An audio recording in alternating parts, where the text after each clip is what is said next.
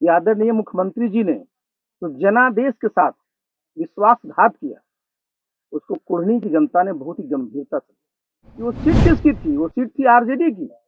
और अलायंस में कभी भी कोई सिटिंग सीट अपना नहीं देता है, लेकिन आरजेडी ने सिटिंग सीट दिया। क्यों दिया था? ये सोच करके दिया था कि आगे आने वाले में जब हमको पार्टी दोनों पार्टियों को मर्ज ही करना है, तो चाहे जेडीयू लड़े चाहे आरजेडी लड़े। मैंने पहले ही आप लोगों के सामने कहा था कि चूंकि हारना ही है तो आरजेडी ने दे दिया जेडीयू को कि तुम ही हार जाओ। आप बहुत जल्दी लोगों से, आपके साथी हैं, विचार विमर्श करके इसको प्रेस्टीज का इशू मत बनाइए। बहुत सारे बिहार में काम करने हैं, बिहार को बहुत आगे ले जाना है, बिहार बहुत पिछड़ गया है।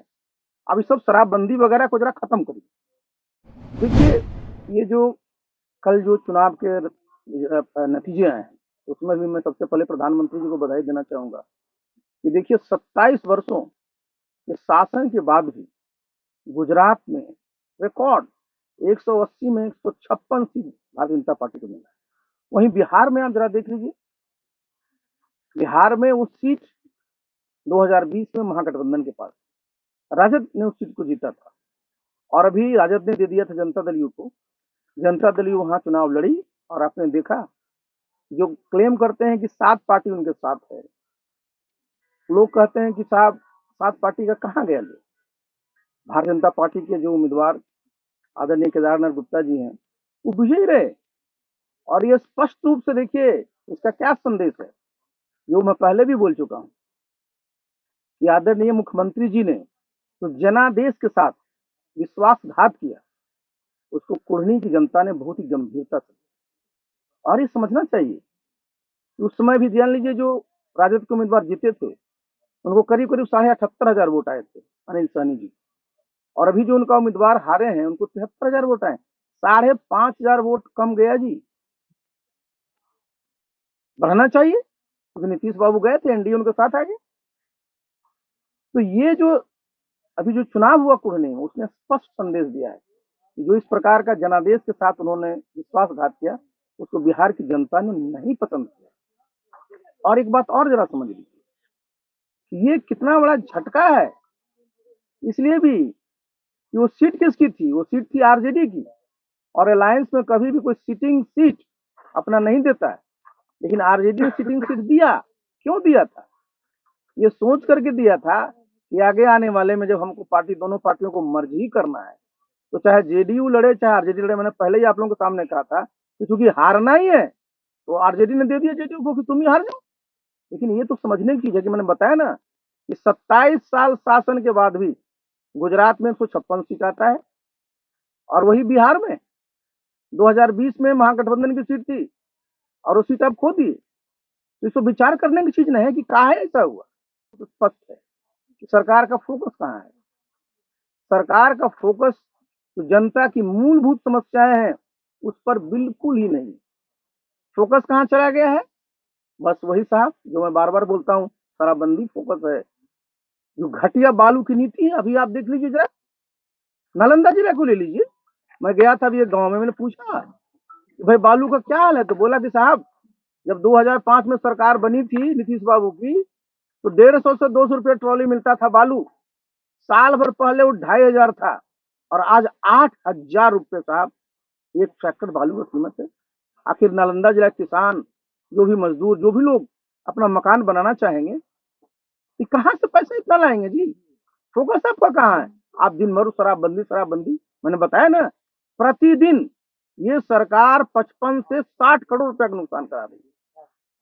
पूरा का पूरा हमारा जो चौधरी समाज है, पासी समाज है, उसके लाखों लोग सब जेल जाते हैं, गरीब गुरबा लोग जेल जाता है। तो सरकार का तो 55 से 60 करोड़ का नुकसान है ही, साथ बिहार की जो जनता है उनको केस में मुकदमों में उनका भी करोड़ों का नुकसान है। देखिए, जदयू कमजोर हुआ इसका तो सामने आपके सामने साहब आ ही गया। पहली बार इनके नेतृत्व में चुनाव इन लोगों ने लड़ा। और एक बात जरा समझिए कि भाई आप कहते कुछ हैं और करते आप लोग कुछ हैं। तो लोहिया जी को क्या नारा देते हैं जी? कहते हैं ना कि जिसकी जितनी आबादी होती है उसकी भागीदारी होनी चाहिए।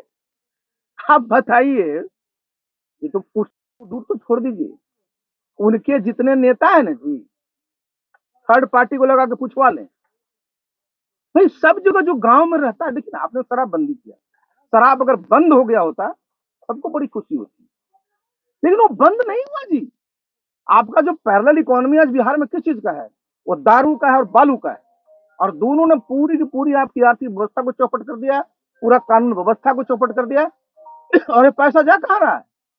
ये सब पैसा गलत हाथों में जा रहा है, और उसी से जो है वो क्राइम बढ़ रहा है। तो जो जड़ है उस पर तो आप अटैक नहीं कर रहे हो, रोज ही पकड़ाएगा। मैं ये बता रहा हूँ ना कि जब आपको देखिए बात क्या होती है ना, कि अगर आप जब आंख मूंद लिए, तो देखिए मेरा फिर आप लोगों के माध्यम से आज अनुरोध है माननीय मुख्यमंत्री, आप बहुत जल्दी लोगों से, आपके साथी हैं, विचार विमर्श करके इसको प्रेस्टीज का इशू मत बनाइए। बहुत सारे बिहार में काम करने हैं, बिहार को बहुत आगे ले जाना है, बिहार बहुत पिछड़ गया है। अब इस सब शराबबंदी वगैरह को जरा खत्म करिए, बिल्कुल ही खत्म करिए। इसमें कहीं प्रेस्टीज नहीं बनाना चाहिए। कुढ़नी में क्या पता लग गया होगा आपको? क्या कारण था सर कुर्ली विधानसभा बाई मैंने तो बताया भी आपको कि बहुत सारे कारण, क्योंकि जो नीचे स्तर पर जिस प्रकार की जनता अपेक्षा करती है सरकार से, उनको नहीं मिल रहा है। कोई भी चीज को उठा लीजिए ना, किसी चीज को, इशू को, जनता तो भाई उसको क्या चाहिए, उसको छोटी मोटी चीज चाहिए साहब, वो मिलता नहीं है उसको, जहां जाता है उसको तबाही करने। बंदी को लेकर सर आप अपना सॉफ्ट कॉर्नर स्पष्ट करें, क्या होना चाहिए? अरे हम तो सॉफ्ट क्या, हम तो बहुत स्पष्ट कर रहे हैं, शराबबंदी तत्काल खत्म होना चाहिए। कारण सिंपल, क्योंकि शराबबंदी आपने लागू किया, और शराब आज भी बिहार में हर एक गांव में, नीतीश बाबू अपने गांव में पता करने में बिक रहा है, और प्रतिदिन 55 से 60 करोड़ रुपया का नुकसान है। लाखों गरीब लोग जेल में बंद है, उस पर खर्चा अलग से। बता दीजिए हमको जरा सा, एक पॉजिटिव बात बता दीजिए हमको। वो मेडिकल रिपोर्ट छोड़ दीजिए, हम लोग कहाँ शराब पीने के पक्ष में, हम शराब पीते हैं, कोई नहीं पीता है। लेकिन ये जो एक बना लिए हैं आप, बताइए ना, बिहार में रोज 55 से 60 करोड़ का नुकसान है, कौन भरेगा जी? आपकी सब सड़कें खराब हो गई। जरा पूछिए नीतीश बाबू से कि आज राज्य में एक भी नई योजना बना पा रहे हो? आपके पास पैसे नहीं, संसाधन नहीं है कि कोई एक योजना बना पाइएगा, पहले बनाते थे आप। अगर कोई कार्यकर्ता उनको प्रणाम करता है तो जवाब भी देते हैं कभी? कभी जमीन पर जाते हैं? कभी रहे नहीं। ये लोग टेबल पॉलिटिक्स करने वाले नेता हैं। तो टेबल पॉलिटिक्स करने वाला अगर आपका राष्ट्रीय अध्यक्ष बन जाएगा जी, तो उस पार्टी का क्या बचना है? वो गए तो थे कुढ़नी में, वहां उनके समाज के लोगों ने किस प्रकार से जवाब दिया। अब जिस नेता का अपने समाज में कोई आधार नहीं, उसको इतना बड़ा जनता दल पार्टी का अगर राष्ट्रीय अध्यक्ष बना दीजिएगा, तो भगवान भी क्या करेंगे जी? वो कितना दूर तक आपको मदद करेंगे? भ्रष्टाचार काफी चरम सीमा पर है, भ्रष्टाचार। आप इस बात को जो कह रहे हैं, देखिए, जो आप चले जाइए, हमने पिछली बार कहा था, ये उदाहरण लीजिए ना, कि आज पूरा का पूरा नालंदा जिला किसान तबाह किस बात के लिए? ये सर्वे जो करा रहे हैं लैंड का, आप जाइए आज वहां पर अंचल कार्यालय में, मैंने बताया ना, किसी का खाता इधर, किसी का खाता उधर, जो ठीक कराना चाह रहा है उसको पैसे लगते हैं।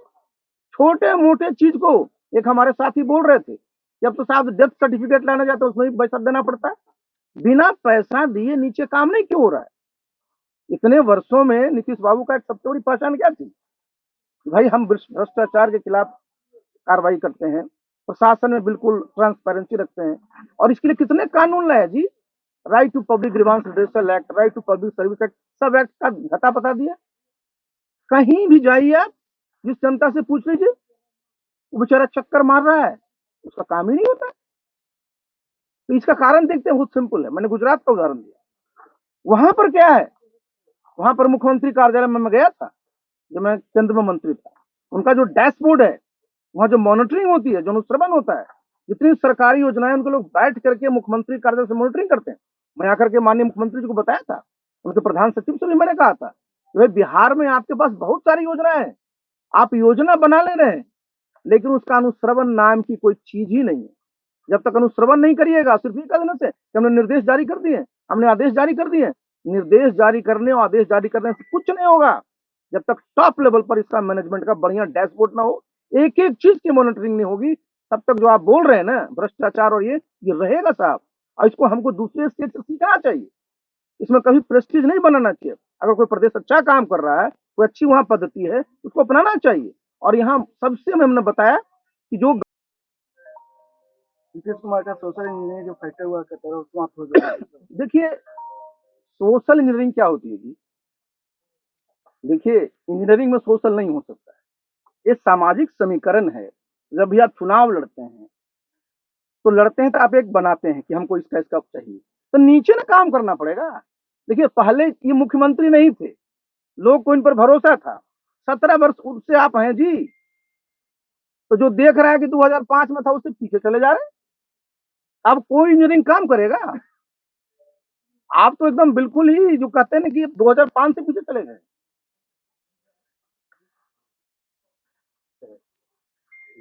कौन सा दल लगता है बिहार के लिए बढ़िया रहेगा और बिहार के विकास में? देखिए, हमारा बहुत स्पष्ट कहना है। एक आज इस मत को मैं बहुत स्पष्ट कर दूं। देखिए, आज मैंने बताया ना, देश में मैंने बताया आपको शुरू में ही कि ये भारतवर्ष के लिए गौरव का दिन है जी। ये अंतर्राष्ट्रीय स्तर पर हमारी एक पहचान मिल रही है आदरणीय नरेंद्र मोदी के नेतृत्व में। और गुजरात में वो 13 वर्ष तक मुख्यमंत्री रहे, 27 वर्षों तक। आप जरा देखिए क्या काम किया है लोगों का। तो यहाँ पर काम की बात होनी चाहिए। विकास का मतलब मैंने पहले भी कहा था कि कैसे हमारा जीडीपी बढ़ेगा, कैसे हमारा औद्योगिकरण बढ़ेगा, कैसे हमारा शहरीकरण बढ़ेगा।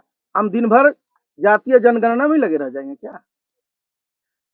आप जानकारी लेते हैं, लेकिन उसके आगे भी तो चलना पड़ेगा। तो स्वाभाविक है कि जो भी नेता, जो भी दल, कैसे बिहार हमारा आगे तरक्की करे, कैसे यहाँ पर जो है शहरीकरण बढ़ेगा, कैसे औद्योगिकरण बढ़ेगा, कैसे हम लोग जीडीपी बढ़ेगा, उसका उसको सबको साथ देना पड़ेगा। ये ना कि दिन भर घूम फिर करके ये समीकरण तो वो समीकरण, तो ये जात तो वो धर्म। 2024 में आरसीपी सर का भी साथ देंगे भाजपा को? देखिए, एक बात मैं बता दूं, हम तो रोज घूम रहे हैं जी, और आप जो कह रहे हैं तो हम तो उनके साथ काम किए हैं ना जी। हम तो केंद्र में मंत्री रहे हैं, तो हम अपने मन में किसी प्रकार का रिजर्वेशन नहीं रखते हैं। मैं बड़ा खुले मन से रहता हूँ और मैं देख रहा हूँ सामने। मैंने बताया ना कि आज देखिए ना कि आज भाई, हम तो कहते हैं ना कि जब पहले हमारे प्रधानमंत्री जाते थे विदेश तो क्या होता था, अमेरिका का राष्ट्रपति उनका पीठ थपथपाता था, इंग्लैंड का राष्ट्रपति उनका प्रेसिडेंट पीठ थपथपाता था। आज हमारे प्रधानमंत्री पीठ थपथपाते हैं। ये फर्क है जी। तो गौरव तो होना चाहिए। आप कहेंगे ठीक है भाई, कितना गौरव करिएगा, तो गौरव तो करना ही चाहिए। जहां हम 70-75 साल पहले गुलाम थे, आज हम इतना मजबूत हो चुके हैं और आदरणीय नरेंद्र मोदी जी के नेतृत्व में हुए हैं। ये तो अच्छी चीज है ना, ये तो अच्छी अच्छी बात है। आप उससे बढ़िया करिए तो जनता आपके बारे में भी सोचेगी। लेकिन क्या करिएगा, तो दिन भर आप लोग यहीं लगे रहते हैं। क्या लगता है कि जनता हिसाब मांग रही है सरकार से? ये लो मुंह मीठा करो, आज मैंने अपना जॉब छोड़ दिया, अब हम पूर्णिया वापस जाएंगे। जॉब छोड़ दिया है? मतलब ये घर कैसे चलेगा? हम करेंगे क्या? और माँ बाबूजी क्या बोलेंगे? इसलिए मैं एक और मिठाई का डब्बा लाया। अपने बिजनेस के लिए लोन अप्रूव हो गया। अरे लोन अप्रूव हो गया वो तो ठीक है, लेकिन पूर्णिया में हम रहेंगे कहाँ? अपना घर भी तो नहीं है वहाँ। इसलिए तो एक और मिठाई का डब्बा अलग से लाया हूं। हमने पूर्णिया में घर ले लिया है, पूर्णिया के ई होम्स पैनोरमा में। पूर्णिया में पैनोरमा ग्रुप लेकर आए हैं ई होम्स पैनोरमा। बड़ा घर, आलीशान जिंदगी और अत्याधुनिक सुविधाओं के संग। अरे अरे, अब क्यों मुंह मीठा करवा रही हो? क्योंकि हम घर वापसी जो कर रहे हैं।